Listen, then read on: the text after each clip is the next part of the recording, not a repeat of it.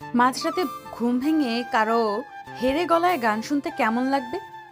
নিশ্চয়ই ভীষণ বাজে। আমারও অসহ্য লাগে, কিন্তু সহ্য না করে উপায় নেই। রোজ রাতে ঘুমটা একটু ধরে এলেই শুরু হয় গান গাওয়া। গায়ক সাহেব গিটারে টুংটুং করেন আর বেসুরো গলায় চেঁচান। পাগলা হাওয়ার তরে মাটির পিদিম নিভু নিভু করে, ওরে ওরে হাওয়া থামো না রে, বন্ধু আসবে বহুদিন পরে। হাওয়া থামবে কিনা জানি না, কিন্তু আধা ঘন্টা আগে গান থামে না। গায়ক সাহেব বোধ করি জেমসের ভক্ত, একের পর এক ঝাঁকানাকা গান গাইতেই থাকেন। আরামের ঘুম ভেঙে গেলে এমনিতেই আমার মাথায় আগুন ধরে যায়, তার উপর রোজকারই অত্যাচার। কাহাতেও কার পারা যায়? আশেপাশের মানুষগুলোও যেমন কেমন ধারা। রাত বিরেতে কেউ এমন করে শব্দ দূষণ করবে আর অন্যরা সেটা চুপচাপ মেনে নেবে। একটা লোককেও দেখি না কিছু বলতে, কিন্তু কেউ না বললে কি আমি চুপ থাকবো? আজ ঘুম ভাঙতে বারান্দায় গিয়ে চিৎকার করলাম, এই কে কে এমন বিশ্রী সুরে চেঁচাচ্ছে? সামনে আয়, দেখি মাঝরাতে কার এত গাইবার স্বাদ। এক চিৎকারে সব ঠান্ডা, মুহূর্তেই গান বন্ধ হয়ে গেল। আশেপাশের বাড়ির জানলা খুলল কেউ কেউ, মুখ দেখাদেখি হলো কতজনের, কিন্তু আসল কালপ্রিটকে পাওয়া গেল না। খিচড়ে যাওয়া মেজাজ নিয়ে ঘরে ঢুকে দৌড় দিলাম। যন্ত্রণার শেষ নেই। 2 দিন পরে ঘটনা, ক্যাম্পাস থেকে ফিরছি। মোড়ের চায়ের দোকান থেকে বেরিয়ে এলো কয়েকটা ছেলে, পথ রোধ করে দাঁড়ালো আমার। আপু, একটু কথা ছিল। গনগনে দুপুর, মাথার উপর চড়া রদ নিয়ে দাঁড়িয়ে কি কথা শুনবো আমি? বিরক্ত মুখে বললাম, বলুন। আপনাকে একটু যেতে হবে আমাদের সাথে, ভাই দেখা করবে। আমার বিরক্তি এবার তুঙ্গে। কোথাকার কোন রাজা মহারাজা এদের ভাই? ঠোঁট উল্টে বললাম, দেখেন ভাই, আমি একটু তাড়ায় আছি, সারা রাত জেগেছিলাম, বাড়ি গিয়ে ভাত খেয়ে ঘুম দেব, এখন কোথাও যাওয়া সম্ভব না বলে পা বাড়িয়েছি। ফের এসে সামনে দাঁড় হয়ে গেল। না আপু, ভাইয়ের সাথে দেখা না করলে কোথাও যেতে পারবেন না। কি জ্বালা হলো! খানিক বাগবেতণ্ডা করলাম ওদের সঙ্গে। বড্ড নাছর বান্দা এরা, কিছুতেই ছাড়বে না। শেষমেশ রাজি হতে হলো। ওরা নিয়ে এলো আমাকে আমার সামনের বাসায়। বিশাল বড় বাড়ি, শুনেছিলাম কোনো প্রভাবশালী লোকের বাড়ি, মন্ত্রী টন্ত্রীর হবে হয়তো।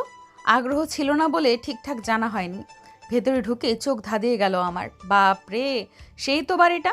ড্রয়িং রুমের সোফায় বসে চারপাশের কারুকাজ দেখছি, এমন সময় ঘরে ঢুকলো এক যুবক। 28-29 বছর বয়স, রঙে ফর্সা, কিন্তু মুখ ভর্তি দাড়ি গোফের জঙ্গল। কেজিএফ এর রকি ভাইয়ের ভক্ত নাকি? মনে মনে বিদ্রুপ করলাম আমি।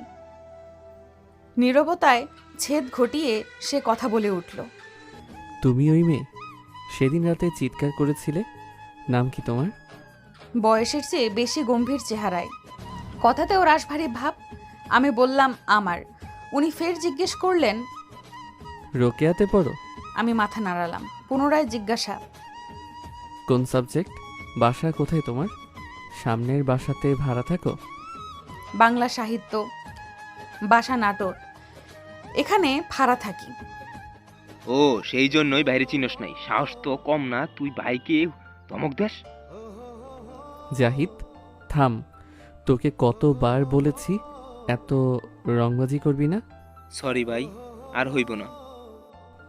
এখান থেকে যা। পাশ থেকে একটা চেলা গোছের ছেলে তেড়ে আসছিল, তাকে আটকে দিল লোকটা। তারপর তাকে বিদায় করে আমার দিকে ফিরল। বৃতৃষ্ণায় তেতো হয়ে এলো আমার ভেতরটা। সিনেমায় বহুবার এইসব মাস্তান আর চেলাপেলা দেখেছি, আজ সামনাসামনি প্রত্যক্ষ করে ঠিক কেমন অনুভূতি হচ্ছে বলতে পারছি না। অদ্ভুত লাগছে। বাংলা সাহিত্য পড়ে তুমি গান পছন্দ করো না? কেমন কথা বলো তো?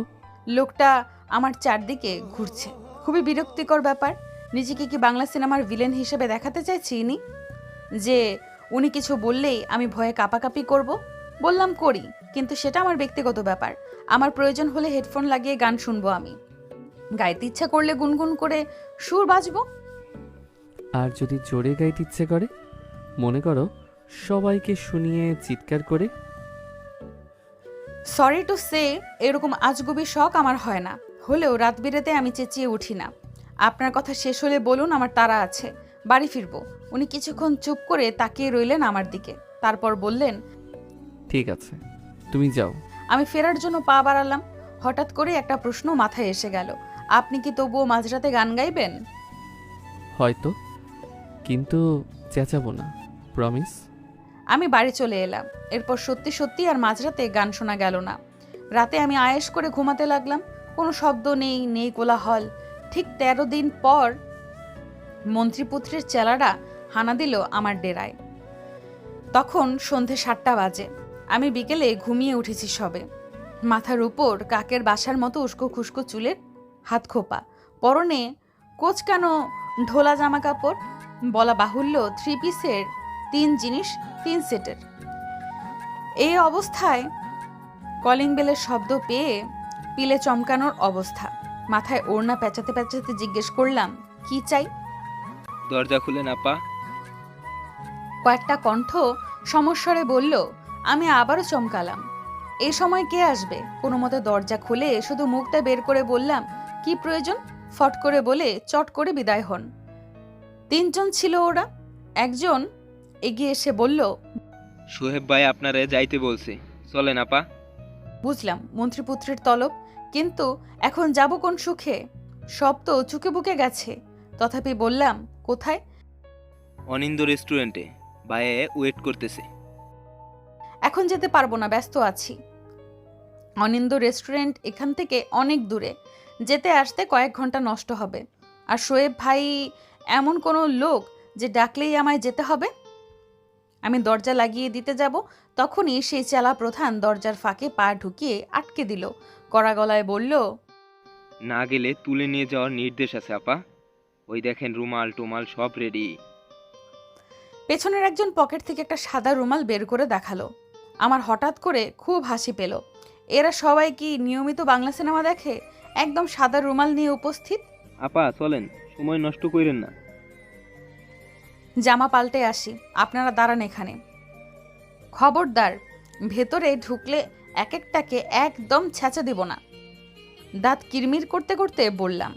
চেলাদের মুখপাত্র সাহেব কঠিন মুখে জানালেন, আপনি ডাকলেও ভিতরে যাওয়ার পারমিশন নাই আমাদের। চিন্তার কিছু নাই, তাড়াতাড়ি আসেন। আমি তার কথা মতো তাড়াতাড়ি আসলাম না। আধা ঘন্টা লাগিয়ে তারপর বেরোলাম। মন্ত্রীপুত্রের কাছে পৌঁছাতে প্রায় পাক্কা 1 ঘন্টা লাগলো। বেচারা বোধহয় সত্যি সত্যি অপেক্ষায় ছিল আমার। রেস্তোরাঁর সামনে দাঁড়িয়েছিল, বারবার চোখ বুলাচ্ছিল হাত ঘড়িতে। আমাকে দেখে এগিয়ে এলো। এতক্ষণ লাগে ম্যাডাম? কতক্ষণ অপেক্ষা করে আছি? তার সে উদ্বেলকে বুড়ো আঙুল দেখিয়ে গম্ভীর গলায় বললাম, অসময়ে ডেকে পাঠানোর হেতু বলে উদ্ধার করুন মহোদয়। বলবো বলবো, আগে ভেতরে এসে তো বসো। হাত বাড়িয়ে দিল সামনে। বিরক্তি লাগলো। তার হাত ধরার কি প্রয়োজন আমার? দোতলায় রেস্তোরাঁ। আমি একাই সিঁড়ি ভেঙে উঠে গেলাম। মন্ত্রীপুত্র পিছু পিছু এলো। ভেতরে যাওয়ার জন্য কাচের দরজা ঠেলে দাঁড়ালো। আমি হেসে ভেতরে গেলাম। চেলাগুলো তখনও হা করে চেয়ে আছে। কি যে ভাল লাগলো, পৈশাচিক আনন্দ বোধ হলো। আমি মন্ত্রীপুত্রকে বলিনি অকারণে আমাকে এখানে ডেকে আনতে। সে ডেকে এনেছে, এবার একটু অতিথি সেবা করুক। মন্ত্রীপুত্র অবশ্য খাতির ভালোই করলো। চেয়ার টেনে আমাকে বসিয়ে দিল। দেখলাম সবকিছু পরিপাটি। রেস্তোরাঁটাও বেশ নামি দামি। আমার ইউনিভার্সিটির এক বন্ধুর জন্মদিনে এখানে এসেছিলাম একবার। ও অনেক বড় লোক, বড় আয়োজন করেছিল জন্মদিনে। আজ মন্ত্রীপুত্র নিয়ে এলো। ঘটনা কি? বলো কি খাবে?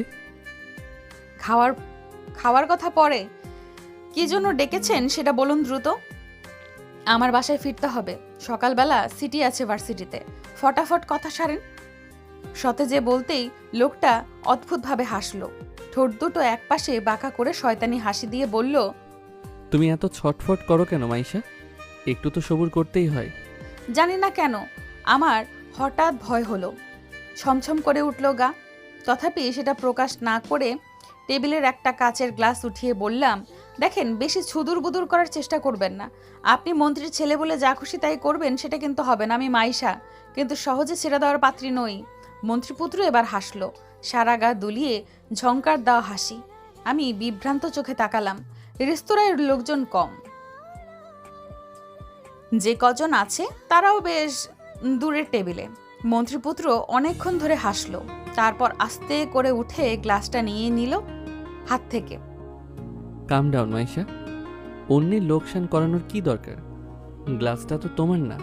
আমি তীক্ষ্ণ চোখে তাকিয়ে রইলাম।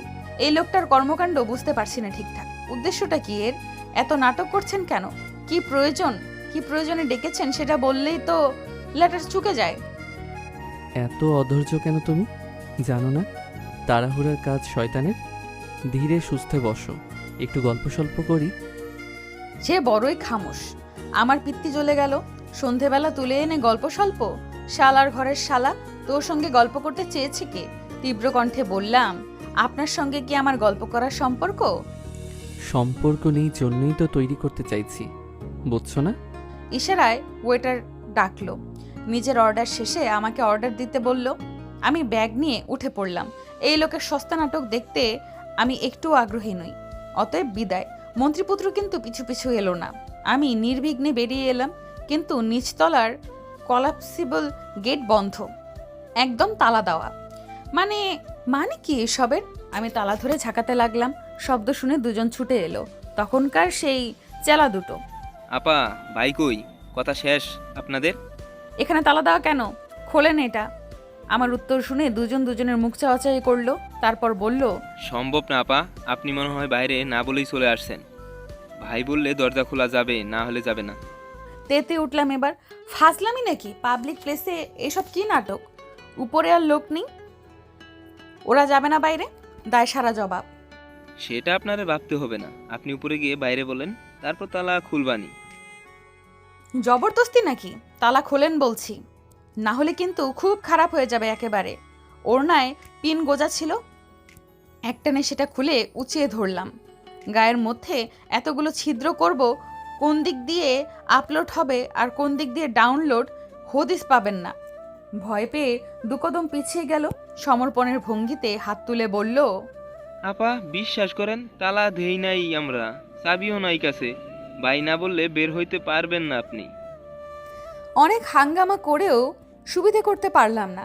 ছেলে দুটো ফের কোথাও গিয়ে লুকালো, আর আমি রাগে অনড় হয়ে দাঁড়িয়ে থাকলাম গেটের সামনে। দোষ তো আমারই, সন্ধ্যায় গেট খোলাই উচিত হয়নি। খুলেছিলাম যখন, তখনও কায়দা করে গেট আটকে দেওয়া যেত। এরপর বাড়িওয়ালাকে ডাকলেই থাক সেসব। এখন এখান থেকে উদ্ধার পাওয়া জরুরি। আমি কি পুলিশ কল করব? কিন্তু শোয়েব খান বাণিজ্য মন্ত্রীর ছেলে, পুলিশ কি তাকে রেখে আমার কথার ভাও দেবে?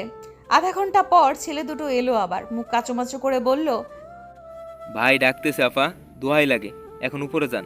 ভাই রাগ হইলে কিন্তু উল্টাপাল্টা কিছু করলেও কেউ বাঁচাবো না। যাচ্ছি। অজ্ঞত ফিরতে হলো রেস্তোরাঁয়। মন্ত্রীপুত্র তখনও আগের জায়গায় আছে। আমি গলা খাকারি দিতেই উঠে এলো। দ্বিতীয়বারের মতো খাতিরদারি করে চেয়ারে বসালো। ভেবেছিলাম টিটকারি করবে, কিন্তু কিছু বলল না। ওয়েটার খাবার দিয়ে গেল। সে আমাকে ইশারা করলো প্রথমে শুরু করতে। মুখ গোছ করে খাওয়া শুরু করলাম আমি। তুমি খুব সাহসী মাইশা, সাথে বোকাও। বাংলাদেশের মেয়েদের এই একটা সমস্যা, এরা অধিকাংশই মনের দিক দিয়ে প্রচণ্ড সাহসী, অথচ কাজকর্ম গর্ধবের মতন। বুদ্ধিমতী সাহসী আমি খুব কমই দেখেছি। যাই হোক, তুমি বললে মন্ত্রীর ছেলে বলে আমি যা খুশি তাই করতে পারি না, তাই একটু মন্ত্রীর ছেলের ক্যারিশমা দেখালাম। সুন্দর না বলো? হেসে জিজ্ঞেস করলো। আমার ভেতরটা জ্বলে অঙ্গার হয়ে যাচ্ছিল। দাঁত কিরমির করে সায় দিচ্ছিলাম, খুব সুন্দর। I know. আসলে তোমাকে এখানে ডেকেছিলাম গান শোনানোর জন্য। মুড অবশ্য চেঞ্জ হয়নি, তবে গান চেঞ্জ করে ফেলেছি। খাওয়া দাওয়ার পর্ব সেরেই আমি তোমাকে গান শোনাবো। অনেক দিন ধরে কাউকে গান শোনানো হচ্ছে না, বুঝলে? বাড়িতে গাইলে কেউ বিরক্ত হয় না, হলেও বলে না সামনে। তাই ভাবলাম যে শুনলে বিরক্ত হবে তাকেই গিয়ে শোনাই। ঢং বিড়বিড় করতেই হাসলো ইতরটা। ঢং? একটি বোকা অথচ সাহসী তরুণীর সামনে ঢং করতে পেরে আমি গর্বিত বোধ করছি, ম্যাডাম।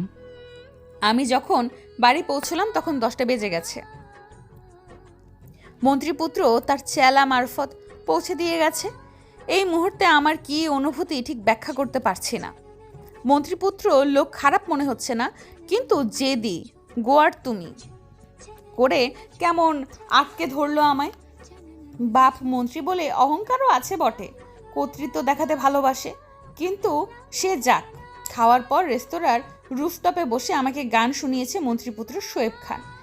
এতদিন মাঝরাতে শুনতে পেতাম, তাও দূর থেকে, তাতেই বিরক্তির শেষ ছিল না, তাহলে ভাবুন আজ সামনাসামনি বসে শোনার অভিজ্ঞতা যে কি, ভাবলেও শিহরিত হচ্ছি।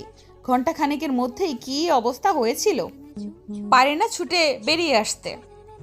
বজ্জাত লোকটা আসার সব রাস্তা বন্ধ রেখেছিল, শালা শয়তান।